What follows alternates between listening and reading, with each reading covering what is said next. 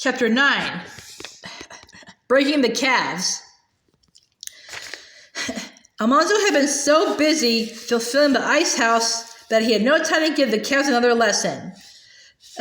So on Monday morning he said, "Father, I can't go to school today, can I? If I don't work those calves, they will forget how to act." Father tugged his beard and twinkled his eyes. "Seems as though a boy might forget his lesson too," he said.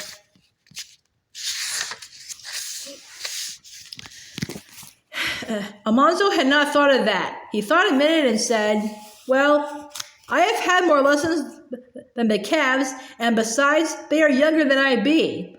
Father looked solemn, but his beard had a smile under it, and Mother exclaimed, "Oh, let the boy stay home if he wants. It won't hurt him for once in a way, and he's right, the calves do need breaking." So Almanzo went to the barn and called the little calves out into the frosty air. He fitted the little yoke over their necks, and he held up the bows and put the bow pins in and tied a rope around Star's small nubs of horns. He did this all by himself. All that morning he backed little by little around the barnyard, shouting, "Get up!" and then, "Whoa!" Star and Bright came eagerly when he yelled, "Get up!" and they stopped when he said, "Whoa!" and licked up the pieces of carrot from his woolly mittens. Now and then he ate a piece of raw carrot himself. The outside part is best. It comes off in a thick, solid ring, and it is sweet. The inside part is juicier and clear like yellow ice, but it has a thin, sharp taste. At noon, Father said the calves had been worked enough for one day, and that afternoon he would show Almanzo how to make a whip. They went into the woods, and Father cut some moosewood boughs. Almanzo carried them up to Father's workroom over the woodshed, and Father showed him how to peel off the bark in strips, and then how to braid a whiplash. First, he tied the ends of 5 strips together, and then he braided them in a round, solid braid. All that afternoon, he sat beside Father's bench. Father shaved shingles, and Almanzo carefully braided his whip, just as Father braided the big black snake whips of leather. While he turned and twisted the strips, the thin outer bark fell off in flakes, leaving the soft white inside bark. The whip would have been white, except that Almanzo's hands left a few smudges. He could not finish it before chore time, and the next day he had to go to school. But he braided his whip every evening by the heater till the lash was 5 feet long. Then Father lent him his jackknife, and Almanzo whittled a wooden handle and bound the lash to it with strips of moosewood bark. The whip was done. It would be a perfectly good whip until it dried brittle in the hot summer. Almanzo could crack it almost as loudly as Father cracked the black snake whip. And he did not finish it a minute too soon, for already he needed it to give the calves their next lesson. Now he had to teach them to turn to the left when he shouted, "Ha!" and to turn to the right when he shouted, "Gee!" As soon as the whip was ready, he began. Every Saturday morning he spent in the barnyard teaching Star and Bright. He never whipped them, he only cracked the whip. He knew you could never teach an animal anything if you struck it or even shouted at it angrily. He must always be gentle and quiet and patient, even when they made mistakes. Star and Bright must like him and trust him and know he would never hurt them, for if they were once afraid of him, they would never be good, willing, hard-working oxen. Now they always obeyed him when he shouted, "Get up!" and "Whoa!" So he did not stand in front of them any longer. He stood at Star's left side. Star was next to him, so Star was the nigh ox. Bright was on the other side of Star, so Bright was the off ox.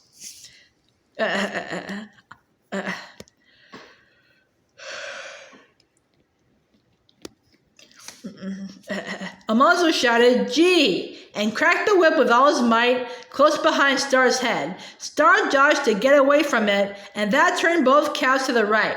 But Almanzo said, "Get up," and let them walk a little way quietly. Then he made the whiplash curl in the air and crack loudly on the other side of Bright, and with the crack he yelled, "Ha!" Bright swerved away from the whip, and that turned both calves to the left. Sometimes they jumped and started to run, but Almanzo said, "Whoa," in a deep, solemn voice like father's. And if they didn't stop, he ran after them and headed them off. When that happened, he had to make them practice "get up" and "whoa" again for a long time. He had to be very patient. One very cold Saturday morning, when the calves were feeling frisky, they ran away the first time he cracked the whip. They kicked up their heels and ran bawling around the barnyard, and when he tried to stop them, they ran right over him, tumbling him into the snow. They kept right on running because they liked to run. He could hardly do anything with them that morning, and he was so mad that he shook all over and tears ran down his cheeks.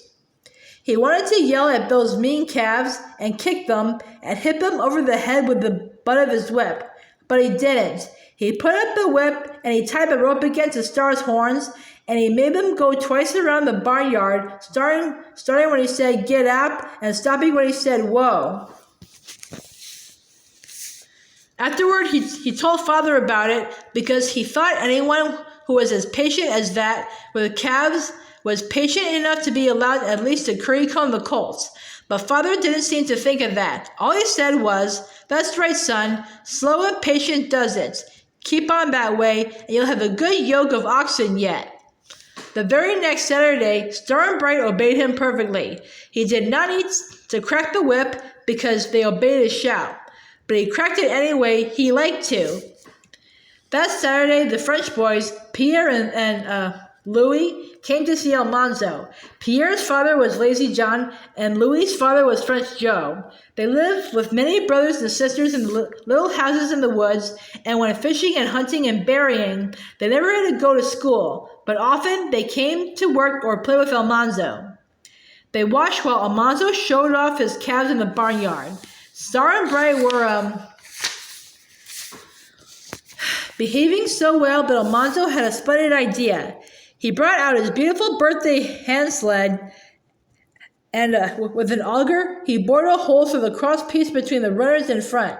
Then he took one of Father's chains and a linchpin from Father's big bobsled, and he hitched up the calves. There was a little iron ring underneath their yoke in the middle, just like the rings in big yokes. Almanzo stuck the handle of the sled through the ring as far as the handle's little cross piece. The cross piece kept it from going too far through the ring. Then he fastened one end of the chain to the ring, and the other end he wound around the linchpin in the hole in the crossbar and fastened it. When Star and Bright pulled, they would pull the sled by the chain. When they stopped, the sled's stiff handle would stop the sled. "Now, Louis, you get on the sled," Almanzo said. "No, I'm biggest," Pierre said, pushing Louis back. Louis back. "I get first ride." "You better not," said Almanzo.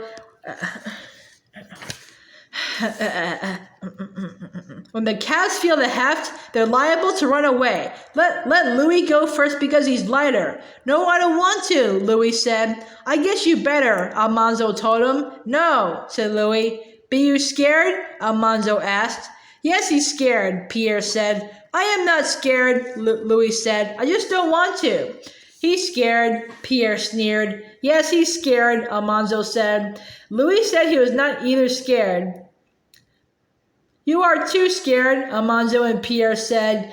They said he was a fraidy cat. They said he was a baby. Pierre told him to go back to his mama. So finally, Louis sat carefully on the sled. Almanzo cracked his whip and shouted, "Get up!" Star and Bright started and stopped. They tried to turn around to see what was behind them, but Almanzo sternly said, "Get up!" again.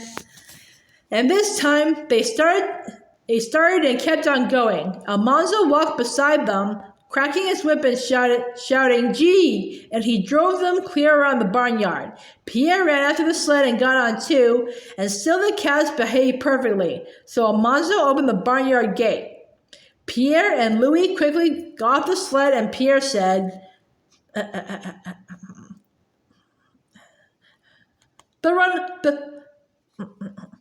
They'll run away. Almanzo said, I guess I know how to handle my own calves. He went back to his place beside Star. He cracked his whip and shouted, Get out! And he drove Star and Bright straight out of the safe barnyard into the big, wide, glittering world outside. He shouted, Ha! And he shouted, Gee! And he drove them past the house. He drove them out to the road. They stopped when he shouted, Whoa! Pierre and Louis were excited now. They piled onto the sled, but Almanzo made them slide back.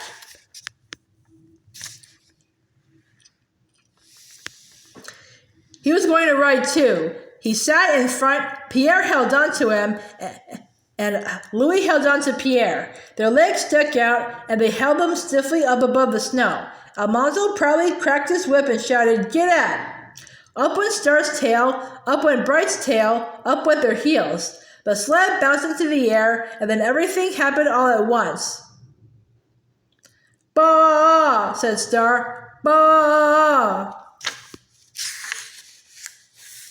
Said Bright. Right in Almanzo's face were flying hoofs and swishing tails, and close overhead were galumphing hindquarters. Whoa! Yelled Almanzo. Whoa! Bah! Said Bright. Bah! Said Star.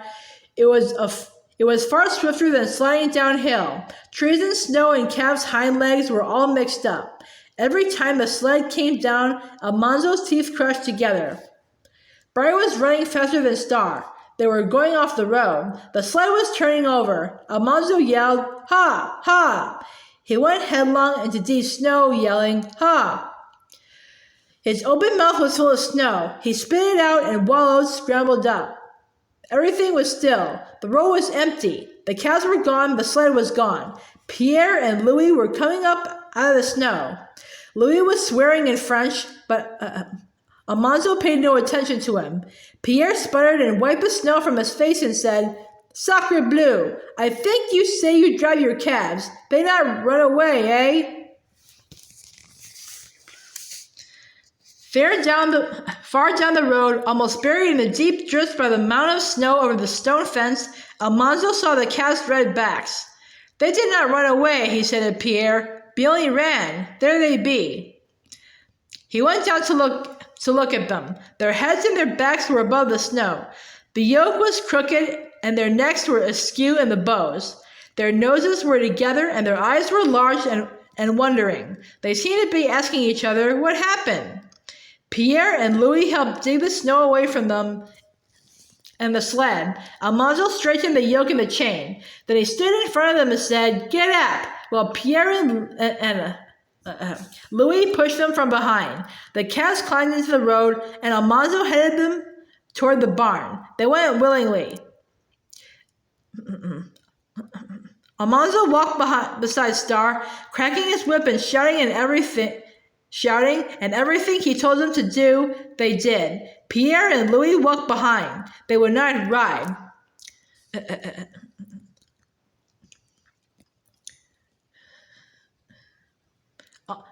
Almanzo put the calves in their stall and gave them each a nubbin of corn. He wiped the yoke carefully and hung it up. He put the whip on its nail, and he wiped the chain and the linchpin and put them where Father had left them. Then he told Pierre and Louis that they could sit behind him, and they slid downhill on the sled till chore time. That night, Father asked him, You have some trouble this afternoon, son? No, Almanzo said. I just found out I have to break Star and Bright to drive when I ride. So he did that in the barnyard.